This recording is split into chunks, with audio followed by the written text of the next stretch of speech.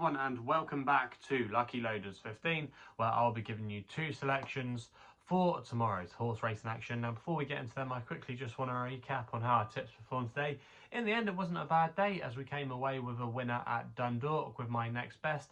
That was Brushwork. I thought Donna O'Connor gave him quite a good ride. He didn't want to get too involved with the pace battle, and in the end he came with a good run and he was able to pick up the pieces.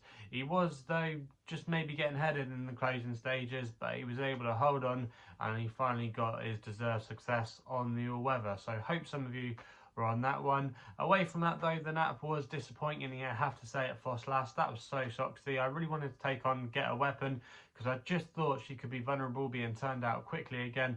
And also as well, I was concerned about her breathing. She'd had wind surgery, she was wearing a tongue tie. I wasn't always sure if she would go through with it, so I did think she was quite vulnerable there today at short odds, but I just went with the wrong one in the end. So Soxy was travelling quite well, I thought, for a long way, but in the end, when Ben Jones asked her to find a bit more, she just couldn't go through with it. Maybe her race last time when she had quite a slog against Anything for Love, maybe that just took it out on her. But yeah, like I say, pretty disappointing, you have to say, in the end. But yeah, on the whole, it's not been a bad day, obviously, with our winner over in Ireland, and fingers crossed we can find a winner for you again tomorrow. So like I said at the top of the video, I've got two selections for tomorrow's racing, and we're going to be going to Chepstow with my next best, where we're going to the 250. Not my most original selection, but I thought, can you cool, this could be his day tomorrow. He's currently available at 15 to 8, and I'm going to recommend a 1 point win bet. Here's my next best for Adam Wedge and Evan Williams. Now, this horse has won extremely good bit of form when he finished 5th here at the course, over the course and distance, on his chase debut when he finished in 5th place, and I've referred to this race on quite a few occasions. It is a race that has worked out very, very well. Now, the winner of the race was Witness Protection, and prior to that he had some decent form at Newton Abbot that worked out very well. The second place horse in that race was Red Rookie, who subsequently won at Hereford a couple of days ago. You had Not Available in there as well. He won a decent race at Newbury. The 4th Amarillo Sky, he's won at Wincanton since. You've got Brace and Esker, who's won his last 2 starts at Warwick and Ascot. He's now rated in the high 130, so he's definitely a horse that you have to say is on an upward curve. And also as well, you had Toki Doki in there that you might remember we put up to win at Market Raisin on Boxing Day. So the race has worked out very well, and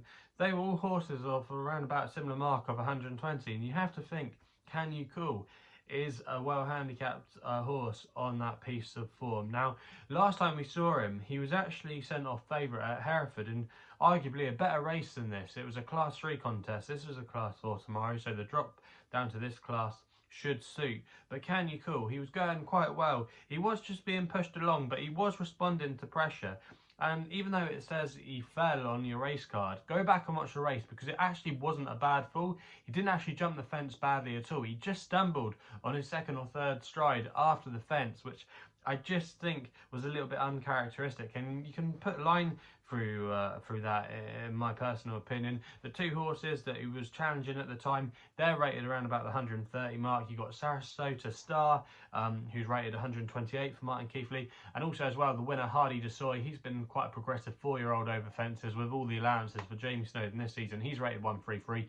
So if he was going to be in with the money there, I think he probably would have gone close in that race. It's hard to say if he would have won, but I don't think he would have been beaten far if he hadn't. I just think he is better than his mark, and I think the softer ground at Chepstow will help him tomorrow. It's on the quicker side at Hereford the last time we saw him. I just think, like I say, off a mark of 120, he's definitely got a race in him of this nature. I just thought Gallop, the class for Venetia Williams, I went back and watched his race replay, and I just wasn't impressed at the jumping, and I think the race really kind of fell apart for him to win. He was obviously entitled to win that, but I'm just a bit concerned now after he's been raised so much, and I just think he might not be quite suited by the nature of the track at Chepstow with some of the fences. I just thought that Can You Cool, even though he does have to give a pound away in weight to him, I just thought his form read a lot better than him, and I think if he can get a clear round tomorrow, I just think Can You Cool could easily have £10 up his hands. I really could. So for me, he is going to be my next best of the day. We then go to the 7 o'clock at Chelmsford for the nap of a horse called Semsar for Jason Watson and Gary Moore. Currently available at 7-2 across the board, but most firms are going to recommend a 1-point win bet here. Now this horse, he seems to save his best form for the all-weather. He's 3 from 5 on the all-weather, and last time it all seemed to click for him when he won in an amateur riders race at Lingfield. You have to say, I think he was definitely worth more than the winning margin suggests. Anna Gibson was aboard that day. She rides for Gary Moore. I think she's a work rider there, or she's involved with his team. She's not maybe necessarily the strongest in the saddle. Go back and watch her race.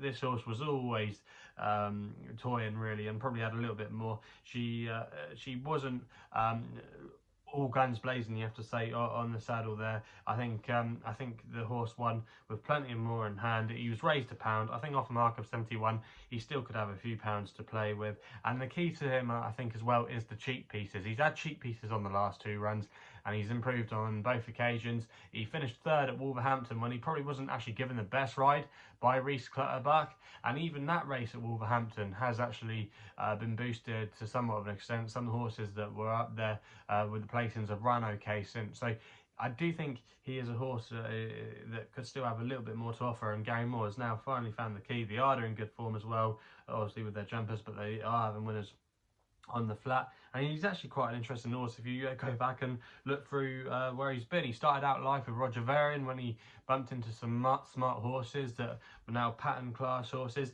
He then went over to France when he was trained by Francois-Henri Graffard. Pierre-Charles Bordeaux rode him that day. He won on the all-weather there on his only start at Lyon on the all-weather. So yeah, he is a horse that has been around the block a little bit, but I just think at class 5 in this level off a mark of 71, I don't think he'll be too far off the pace. The drop back in trip should suit him as well.